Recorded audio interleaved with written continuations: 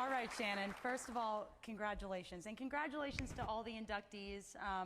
I just want to start off by saying thank you for giving me some of your time up here on stage tonight, as well as a phone call with most of you earlier this week. One of them was with you. Now let's start by going all the way back to where you're from, Eureka, Montana. You decide to go to Auburn. Why? And if I'm telling the story right or starting it off right, the weather had something to do with it. The weather did have something to do with it. It was probably 20 below, and also at that particular time I had broken my foot, and so I was in a crutch all winter long. So it was very miserable, and I got down there to Auburn, and it was sunny and 75, and there was lots of pretty girls. And the coach happened to be the 1984 Olympic head coach, Mel Rosen, and they had a great team. I did the math, and I think I made a pretty good decision. You did make a good decision. But. Yes, but you go for a year, and you say, I missed the Treasure State. How did Coach Stark play into you coming back to your home state and competing for the Bobcats? Well, when I got out of college, or high school, I was recruited by quite a few schools and a lot of schools in the Big Sky. And Coach Stark actually came, drove all the way to Eureka, Montana, and had dinner with me and my family and recruited me.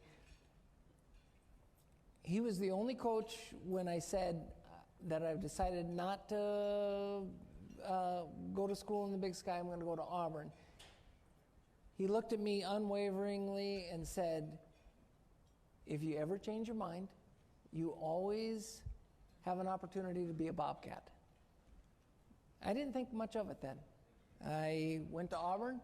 I had a great time and met some great people, had great experiences, and was fairly successful. I was all SEC my sophomore year, but I just missed it so much. I wanted to come back to Montana, and I did. And I came back, and I didn't know what I was going to do for sure, although I thought that maybe I wasn't going to run again, and maybe just get a job and live a normal life, I guess. I called Rob for advice, and he said, you remember what I told you? You always have a chance to be a Bobcat. I was in Bend, Oregon at the time, sleeping on a mattress on the floor. My life changed. I packed up my stuff and I said, I'm going to be a Bobcat. I'm going to Bozeman, and I'm not looking back. And I am not going to let this man down. One of the best Bobcats. 12 individual Big Sky Conference titles for you. True. You punch your ticket to the USA National Championship in New York. And instead of going with Nike, Adidas, household brand name, you decide to wear your Montana State uniform. Why? True story. I won 2 weeks prior to the U.S. National Championship in Randall's Island, New York. I won the Division I national title in Eugene in front of Bill Bowerman, the original founder of Nike.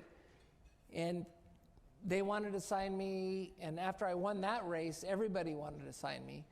And to go professional, because at that point I could. And I had already planned this out a year in advance. No way. I want to win a U.S. championship with Montana State on my jersey. And I was fortunate enough that that's what happened. We have to wrap it up, Shannon, but I just want to give you a moment. Coach Stark is in the audience. You have people here for you. Yeah. You have Bobcat fans watching. What's your message to them? I think, first of all, my message is 96% of the people that made it possible for me to even be sitting here today are here today for me. And I love every one of them so much. My high school coach, Dave McFadgen, I wouldn't have even gotten to Montana State if it wasn't for him. My sister's here. My best friend's here.